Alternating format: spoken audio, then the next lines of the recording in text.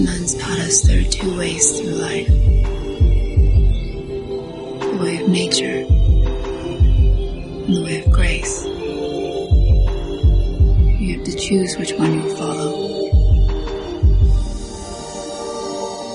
Hello everyone, welcome back to Let's Take 5, the podcast where we take a cinema legend and take 5 of their films to highlight their excellence and range. My name is Austin Luger. My name is Eric Martindale.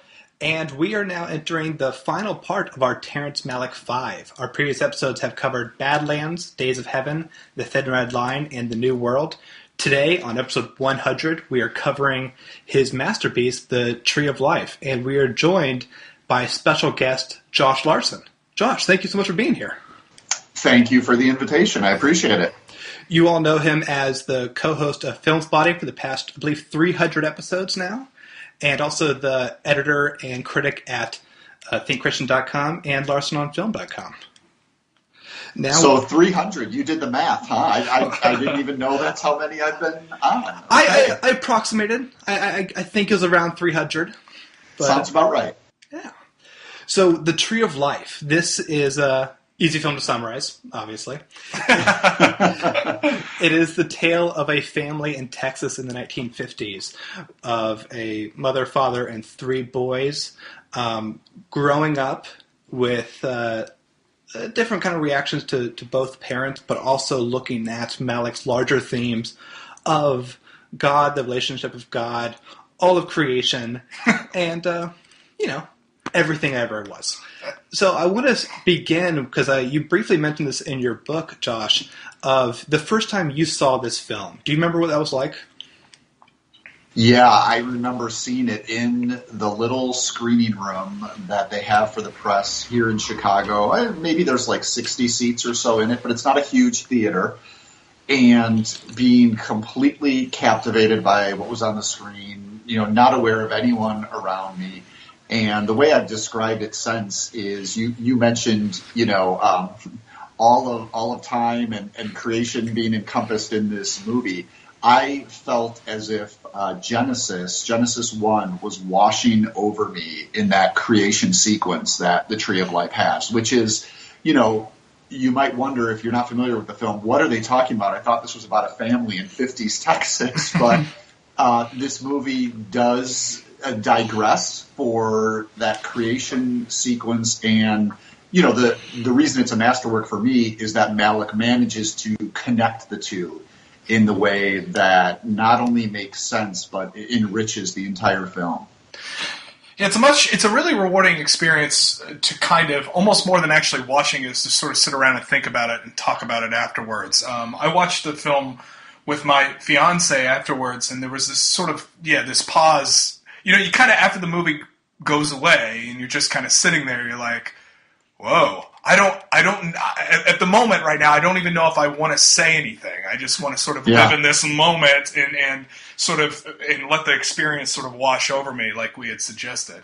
And, it got me thinking, like, in general, so I was just going to put it out there in the ether while I have my thoughts together, because I know I'm going to, it's going to be diarrhea of the mouth if I talk too much about it, because they're like, what is he? He's just talking. He doesn't know what he's doing. But what I got from it, at least when I finally stepped away from it and looked at it, I said, so it's sort of like the relationship, for me, it was sort of the relationship that God has with us and our relationship that we have with God in this sort of perspective. So we get to see the creation of basically everything that comes before, and it's all very perfect. And it leads to us in this moment in time, and we as a species are anything but perfect. And we're seeing it through the lens of a child. And to a child, the image of God is both the parents, right? You have the mother and you have the father, and they both represent very distinct, different things about God. Like you have the disciplinarian, which is the father, and the caring and nurturing version, okay? And then as you start to grow up a little bit, you start to realize that your images of your parents who were godlike to you sort of become broken a little bit, because you hear some uncomfortable conversations. And maybe your dad smacked you a little bit too hard upside the head. And then you realize these people aren't perfect. They're just trying to raise a family. And that's that's the best we can do, right? It was so interesting on this viewing for me that I didn't realize how often the idea of perfection kind of kept being brought up, because like the father, played by Brad Pitt, was so interested in classical music and kind of regrets not exploring that further. But he talked about a great musician who, recorded this thing over and over again, but still felt he needed to do it again. And to me, that also connected with the young boy of Jack who knows he's misbehaving, but doesn't understand why he's doing that. That was incredible for me. Josh, did you see these elements of kind of perfection as well? Yeah, so you're both talking about this realization that a child has that the world is broken, right? And I can see that your relationship to your parents might be the first time you recognize that, or your parents' relationship with each other. You see that isn't perfect, and I think that's there in the film too, with this main character, the young boy kind of experiencing that. And yeah, that perfection is not attainable is also something the film plays with. And I think, you guys have gone through a good number of his films now. This is something that Malick wrestled with from the very start, is trying to understand why this world still resembles Eden in a way. And there are moments where we can make that connection to, a perfect world. But then in the very next instance, we'll experience severe brokenness. And so it's there in Badlands, where those two characters try to create their own heaven in a way. But of course, they're doing it in a completely corrupt way. And that it all comes down there, and you Days see of it in Heaven Days, certainly too. For sure. And then it's maybe most apparent in something like The New World, which I know some people consider his masterpiece. For me, it falls a little short because it's almost too obvious, to take this notion of these European explorers thinking they found Eden and yet realizing that they brought corruption with them. It's all right there on the surface. So this is something he's always been interested in, is trying to reconcile this bent world that we live in, which of course has all sorts of theological implications that Malick's deeply interested in as well. And it was so curious on because this is his first time really exploring a nonlinear storytelling, that the sequence of the Genesis sequence comes at a point when all the characters in two different timelines are kind of calling out for God, of where is God? We're both in so much pain. Kind of where is he in these moments? And what kind of struck me this time, not only just the immense beauty of the creation sequence, is that there's also still kind of pain and destruction. It's seeing that God is not just the most gorgeous images of all time. It's also these volcanoes erupting, and an asteroid coming for the planet. And the Cretaceous extinction event. Right, exactly. Yeah. So you have those things too. Sorry. How about the dinosaur? The right? dinosaur, right? The dinosaur is sort of was a key for me in realizing that this is the idea the movie's playing with, is original sin. Is that, and I think that's what the main character, this boy, understands. Jack understands, is that he's not perfect either, right? As you said, even when he wants to do good, sometimes he doesn't, which of course is pulled from Paul in Romans. And so you see that in the dinosaur, that there's this question here. It's like, when did sin enter in? And then you see that moment of mercy that the dinosaur grants, right? Which is completely, it's such a bizarre touch, because it's completely different from what you would expect in this Darwinian survival of the fittest. Why does that dinosaur grant mercy? Now, I know a lot of people, that's the moment that puts them out of the tree of life, where they're like, oh, what is going on now? But for me, it's just like, it's a key, actually, to some of these huge ideas Malick is exploring. I mean, we see Genesis, so you could almost say that it's going through all the beats that are really important in the history of existence. And in this, so what is so significant about that moment would be that you saw compassion in a place where you least expect it to occur, right? And, right. And then that all is continuing to push us forward, because you almost have. You're right. It is definitely about original sin and how that sort of manifests itself, and human beings, because the backdrops of Malick's films are always so filled with beauty. And everything you look at, I mean, not always beauty. The inside of the camp of the New World certainly isn't, but that's where sort of the corruption is lying. But, like, even when it's not beautifully, what you're looking at isn't beautiful, it's shot beautifully. It's just something very, very pretty to look at, and it's almost, so what in the film is distracting from that beauty? And it's always the human. It's the human aspect of it, right? Because we are, and we're not perfect. And there's something that I thought was interesting in this film, because it was brought up when they go to church, and because the book of Job is brought up in the intro as well, that I felt that Malick was kind of talking about some false positives and false negatives about kind of the characters' relationships to God, because like they assume if there is pain, that means God is mad or God is not there. But it seems like God is kind of always there in all circumstances, that just because something bad happened doesn't mean God is angry with you, or if you are failing him, that he has abandoned you. And I think there's so much struggle with the characters for majority of the film, especially as kind of Jack grows up, that he's concerned that he's just like failing life in a way, or the father is failing at being a father. Well, see, and that is kind of a thing, because I remember there being a lot of criticism towards, and I hadn't even seen the film yet, but a lot of criticism towards the father as being too strict and too, and almost at a time, you know, just way too strict of a disciplinarian. But I never really saw him as that. I just saw him kind of like a lot of villains in the Malick films. They're kind of represented that way. They all are pretty sure they're doing the right thing. It was probably how he was raised, and he was just trying to pass that on to his son too. But one thing that I love is about the film, and it's kind of again, it goes back to the sort of relationship that people have with God, right? Is you can be angry at God, like the son is at his father. And the father in turn says to him, he says, well, you know what, maybe I was a little too hard on you sometimes. And the kid who's angry at him for that says, well, it's your house, it's your rules, and I understand.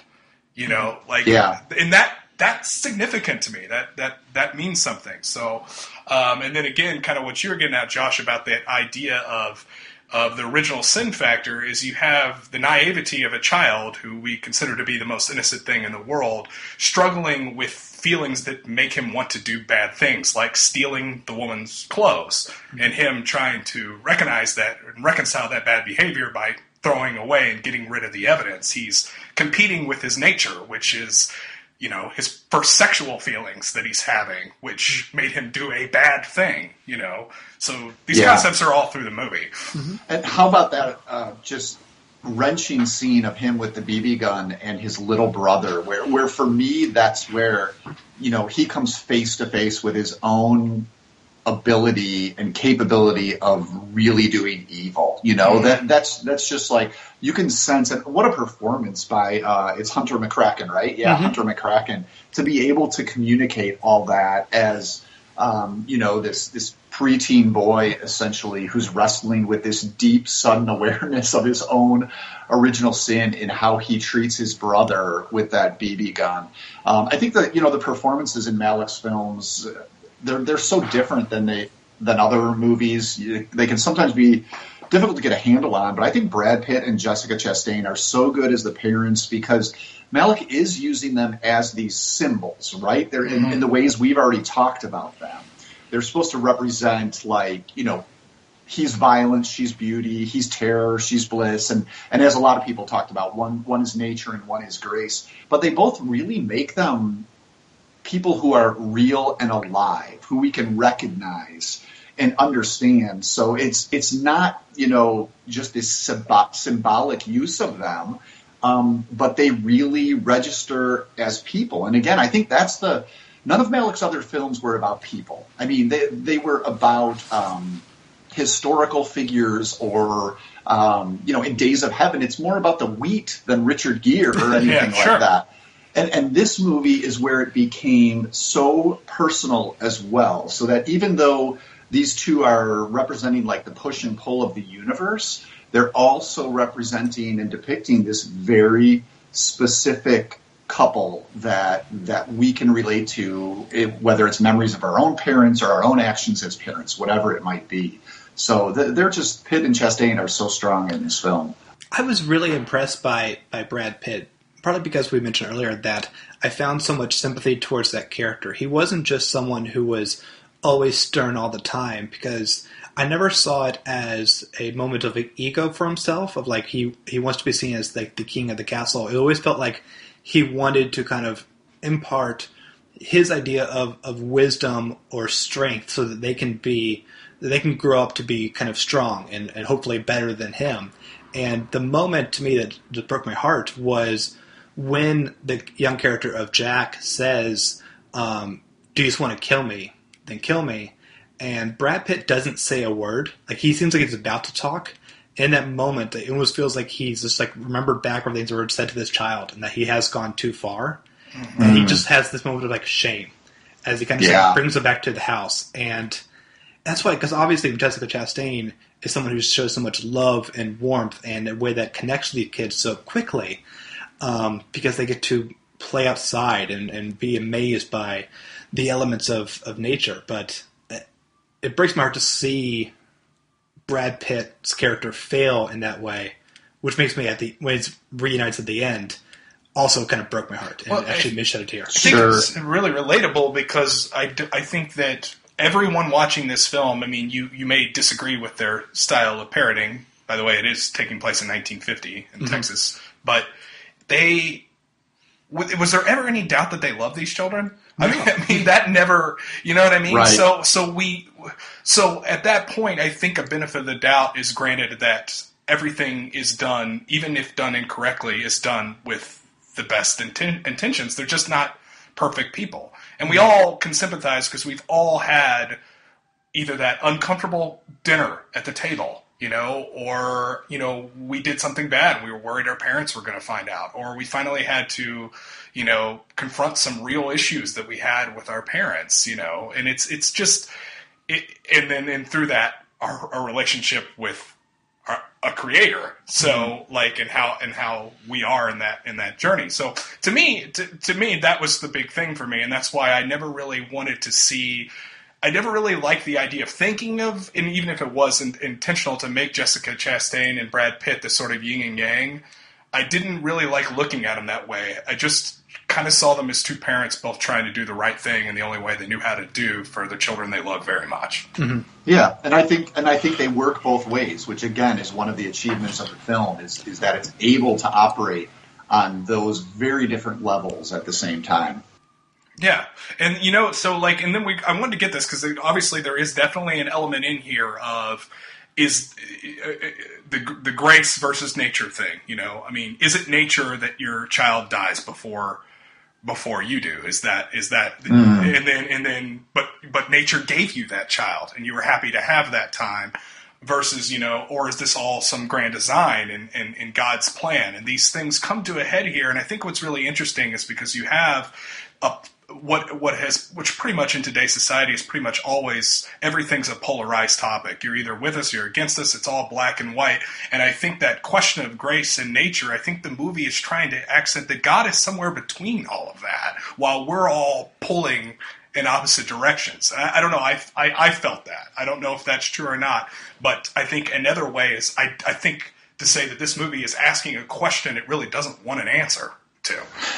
Or it's certainly not providing the whole answer to it, sure. I think, which is one reason audiences might be frustrated by it, is it's depicting characters who are wrestling with these questions and honestly representing their struggle and allowing us to recognize our own struggle within theirs. And the movie's not going to give you an answer. I think it gives you a clue, as you guys mentioned, the fact that it begins with that passage from Job and is, the ultimate humbling pronouncement that God gives to humanity, that where were you when I laid the foundations of the earth, right? It is kind of like all of these concerns and questions, they are at once hugely important, and God cares about things, but also in comparison to his universe and his ways, they're also at once very minute. And so it's kind of, the movie sets the stage in a very humbling manner by quoting Job and then going on to visually depict, with this amazing cinematography by Emmanuel Lubezki and Malick's camera work, actually depict these foundations of the earth that are being referenced. Man, that quote by Job, the Job quote at the beginning, just totally sets the tone in this film. Like, Yes. I mean, wow. And then by the end of the film, though, so what is, Sean Penn is obviously struggling by the end of the film. You can tell he's looking like, I know Sean Penn just kind of looks like that anyway, but he's clearly like struggling. And at that point, what is that about? I'm not saying I don't have an answer, but like, why? Like, to me, is he struggling with his feelings of like insignificance in spite of all this glory and all this? I think it's something, to me, it's about that feeling of being lost, and that you would think at like a certain age you would have it all figured out. And even though he seems like he's very successful in his vague business and he works at a very tall, shiny building, there's a lot missing there. And another interesting thing about like this film, just kind of Malick evolving as a storyteller, is not only the non-linear aspect of it all, but him also going into literally just metaphorical elements on screen. Like, I don't think this character is actually in this desert setting, but this is also where he finds this element of peace, where he even alludes to as the end of time. It feels like enlightenment at the end of the film. Like that's what I was getting from it. What are your feelings on the end, Josh? Yeah, I think, the basic sort of Oprah interpretation would be enlightenment. And I think that's there. He's come to terms with these relationships in his life, and he's found some sort of peace. If not ultimate resolution, he's found some sort of peace. Okay, so that's maybe like the vaguely spiritual reading of it. You could say, and when I first saw it, I was asking myself, okay, so is this supposed to be heaven? Mm-hmm. And it seemed like, I don't know, that didn't seem like quite the right fit. The more, and this isn't too far away, but it's a nuanced understanding of heaven, right? That some Christian traditions would talk about it this way. And the more I thought about it, it makes more sense to see this as the restoration, the new creation. So that's the biblical framework where there is creation, there's the fall, which this movie chronicles, there's redemption, which Christians would say is what happened on the cross, and then there's restoration, which is the new heaven and the new earth. And that makes sense to me because we see these relationships restored in that scene. Mm-hmm. People from previously in the film come back. It is very metaphorical, right? So we're not supposed to take it literal. But it's this idea that the world that was once good, and we saw that in the creation sequence, but became broken, has now been fully restored. So whether it's his hope for that or his actual experience of it, I think that's more up in the air. So I do think, Go ahead. I think that's the idea Malick is playing with, though. Yeah. To me, it was a very, whatever it was very personal, and it seemed to me like, obviously that Eureka enlightenment moment, but it's the way that, like, people talk about everything happens for a reason, but we don't actually know what that reason is. It's just something we say to make ourselves feel better sometimes. But what it felt like to me was Sean Penn was finally understanding whatever that reason was.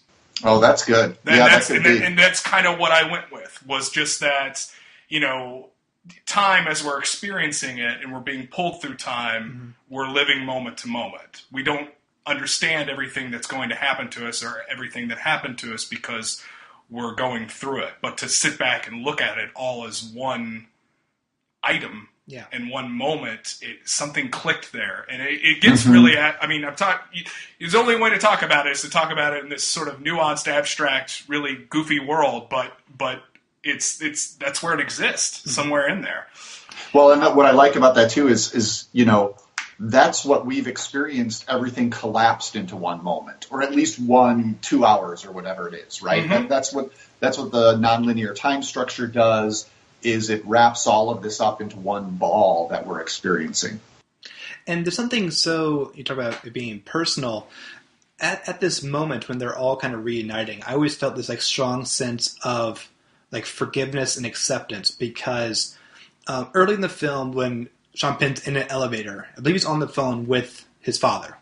And he's very like short with him and like, yes, of course I keep thinking about this as well. But when Sean Penn and Brad Pitt get to interact in this moment, it is they hug. So even though Brad Pitt still exists in the literal timeline, it is him looking back at how his father was in the 50s. And even more like emotional to me is him looking at himself and kind of forgiving his past actions and being at peace with all the people of who they were. And which was just people. It's just people. Just people. And that right. kind of, like, to have this moment of peace or a new creation, and it is just the people around you, and the ability to possibly start over with that, the water kind of coming in, was just so impressively effective to me. It got me thinking about things I blamed my parents for, which they had absolutely no control over. Like things that, like it did. Like I'm thinking about like, well, the Brad Pitt's character, Mr. O'Brien, I think is what it is, something like that. He has to take a job somewhere else, so the whole family has to move. And that's just a point in life, but that's also something you say, Dad, why are you doing this to me? Right. You don't understand everything yet.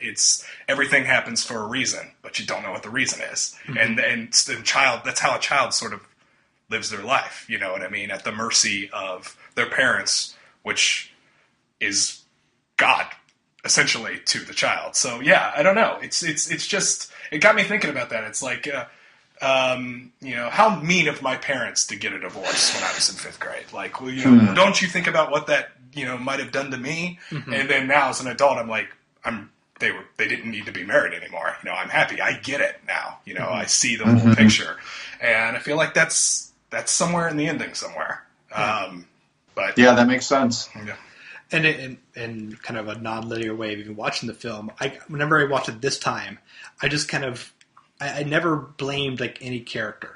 In the way I had, I think, slight judgment the first time I watched it. Yeah. Like, oh, okay. Kids misbehave, parents make mistakes, but there's good intent, it feels like, all around. Yeah, for sure.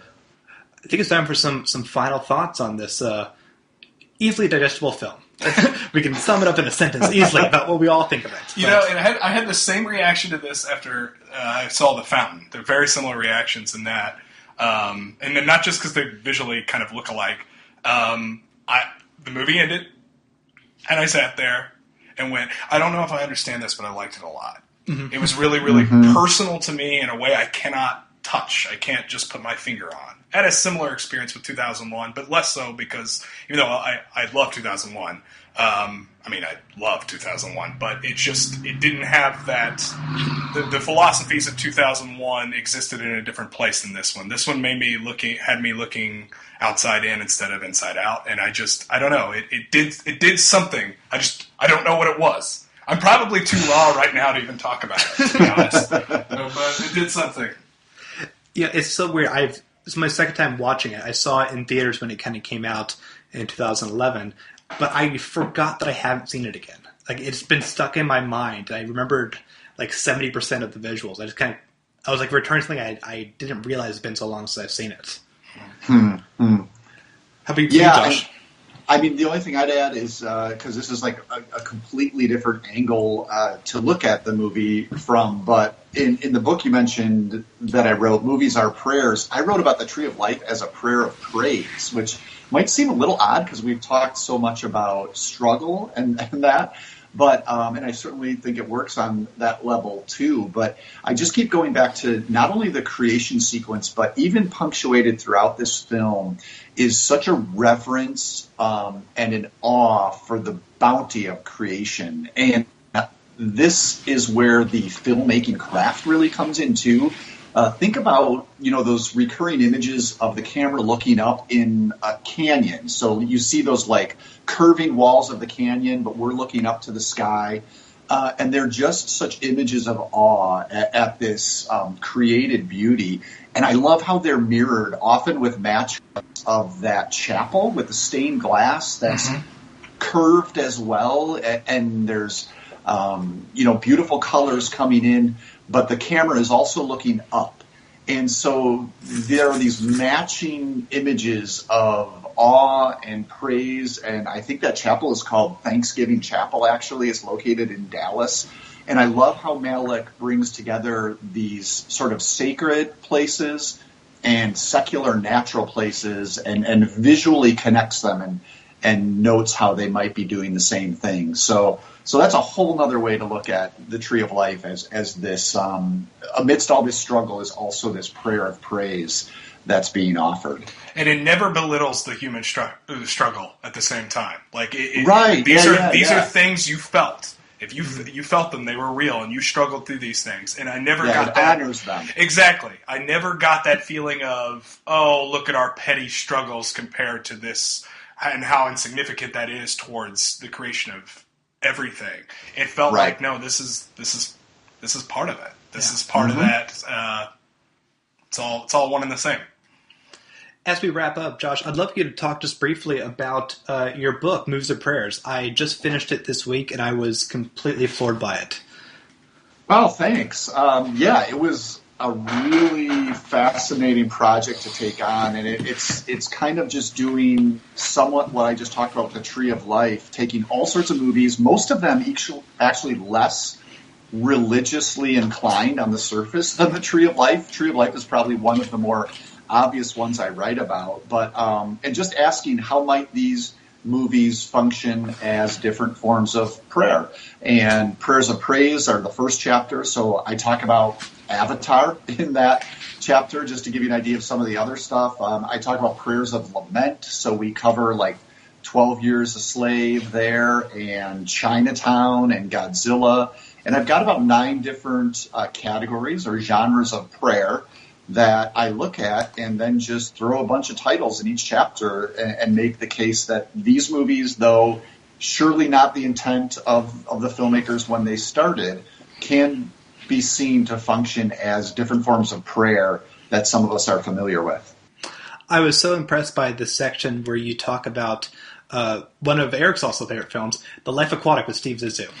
Oh, I love it. Yeah, good. Another Life Aquatic fan. Because I really enjoyed the movie too. I enjoyed rewatching it, and I loved the way you just talked about the feelings that Steve Zissou had when finally confronted with the shark, and also your big conclusion in the book with Rushmore was a tour de force. Oh, well, thank you. I probably pushed things a bit by doing too much Wes Anderson, but my favorite, working filmmaker, and Life Aquatic was, really functioned for me as a prayer of yearning. And then, Rushmore, we probably don't have time for me to describe how I use Rushmore because it's a little different format for that final chapter, but essentially go through the whole film and look at how it does represent all of these types of prayer that the book discusses. So that was a lot of fun to dig into because Rushmore is one of my favorite films. It's kind of interesting in a way because, Wes Anderson to a lot of people kind of on that surface level is that type of goofy comedy guy. And when I tell people, it's actually kind of hard for me to watch Royal Tenenbaums. Like, why? It's just a goofy family comedy about a goofy dad, or whatever, and it's really funny, and it's got Ben Stiller in it and Owen Wilson. I go, yeah, that dad abandoned them, and they all have issues because of that abandonment, and that's tough. That's tough to deal with, and well, he slips all that stuff right under the surface. Right? I know. And for me, that's why it's the more moving experience, is because it's not that emotionally manipulative stuff. If you're not attuned to it, it'll go right past you. Exactly. But if you pick up on it, it'll floor you. Josh, where else can we find you on the internet? So social media, Letterboxd, Twitter, Facebook. You can find me at Larsen on Film. It's Larsen with an E, and that is that's where the URL for my website is as well, where I write about pretty much everything I see. So yeah, Larsen on Film is the easiest way to find me, and Think Christian is where I edit and do a lot of writing about movies from a faith perspective. And you mentioned Filmspotting, which is easy to find wherever people are listening to this. They can listen to us there as well. Fantastic. And if you want to hear more episodes of Let's Take 5, the entire back catalog is over at theartimmortal.com. You can leave a comment there for this episode, any episode we've ever talked about. We'd love to hear what you think about the Tree of Life. Also, while you're there, you can check out other podcasts, including The Immortals, where myself and 3 others reviewed the 1001 movies, albums, food, songs, and TV shows you must consume before you die. We are 2 years out of 20 in this insane project. And also we have Ad Absurdum, the podcast where 2 lawyers discuss the legal implications of pop culture. The latest episode is Escape from New York. Eric, where else can we find you? Constant Aversions, my YouTube channel. You can check me out on there. Songs by A. Lord. Yeah. Adam Lord did the wonderful intro and all of our intros. Be sure to catch him on Songs by A. Lord and, hire a commission for him. He's a good guy. Josh, thank you so much for doing this. This is a real treat. Awesome.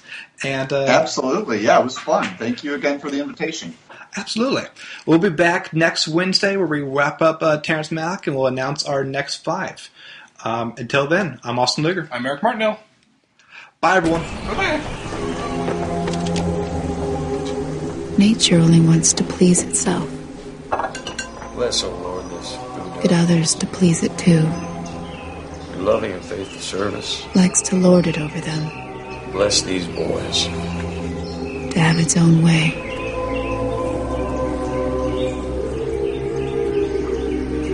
It finds reasons to be unhappy when all the world is shining around it. And love is smiling through all things.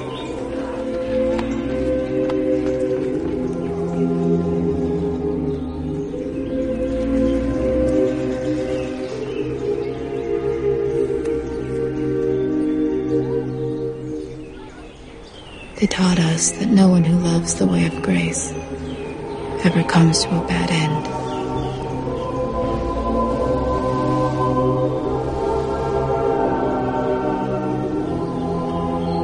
I will be true to you, whatever comes.